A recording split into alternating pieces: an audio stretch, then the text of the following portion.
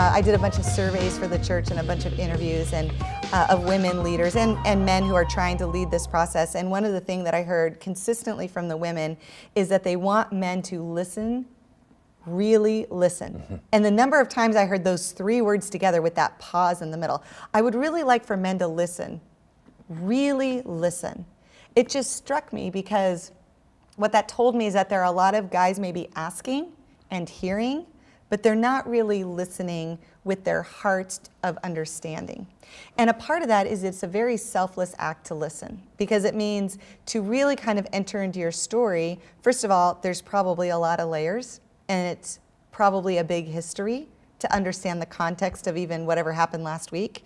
So to do that, I have to sort of remove my own experiences, my own filters, my own assumptions, my own biases, my own journey, because a man and woman's different journey into leadership in the church is very different, because most of us who are qualified to be leaders at this point have been walking with the Lord for a long time, and we've been in church a long time. I'm not talking about the person who's like been in your church a year and is, just finishing the discipleship program or whatever. Okay. I'm talking about higher level leaders, right, that you want someone who's really been walking in faith for quite a while, as a seasoned believer. And so that journey and the nuances and the biases we picked up and assumed and spiritualized are thick and very real. And so not only do I have to be willing to listen to what yours are, I have to be willing to take mine away to even understand that yours exist.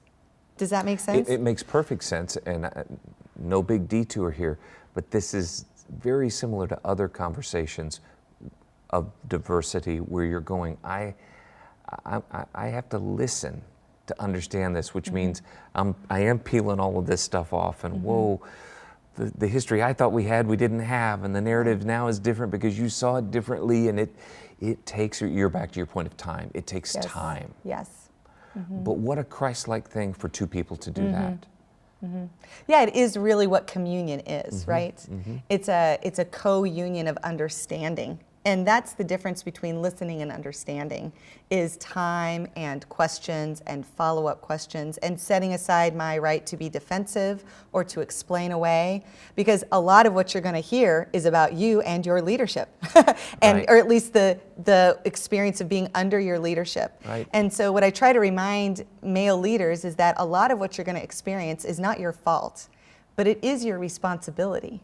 And the higher up you go in an organization, the more you seem to not be able to help but just take it personally. Oh my goodness, it's mm-hmm. the buck stops here. And mm-hmm. let's just say this out loud.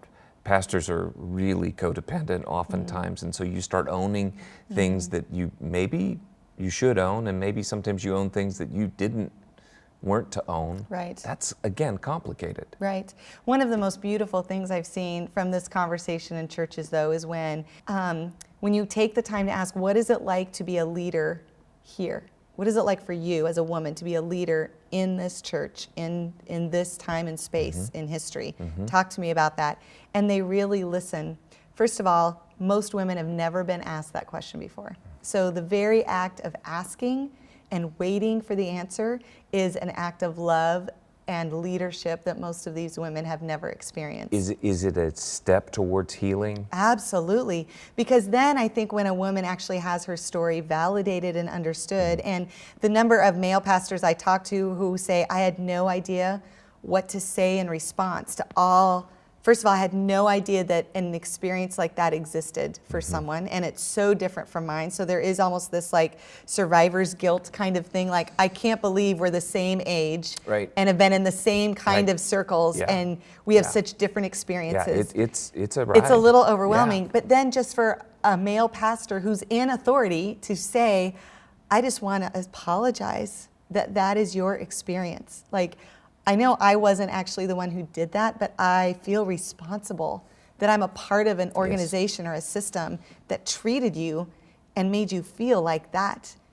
That moment of asking, listening, hearing, valuing, forgiving, like apologizing and forgiving, that back and forth moment, space, conversation, that is one of the most changing things for a female leader to experience. And it's all the things you would expect. It's affirming, it's edifying, it's moving, it's relieving, it's exhausting, but mostly it's hopeful that someone might actually get it who's in authority to do it. Because it's not like women leaders don't sit around and be like, can you believe they did that on the weekend?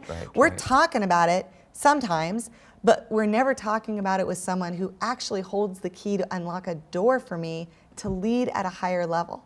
And so for leaders who are in leadership, male leaders in leadership particularly, I just want to encourage you and all the men that you represent in this conversation that you have no idea the power that just your words and conversation have to feel like, to a woman who feels like she might be represented in a room that she right now feels like she'll never have access to. That changes everything in wanting to be at your church, in being willing to go for something, in my ability to be patient and wait for change. Most of us as women leaders aren't interested in leaving. We're here because we're hoping it will be different. And that kind of exchange gives me hope that actually things might be on the move for here too.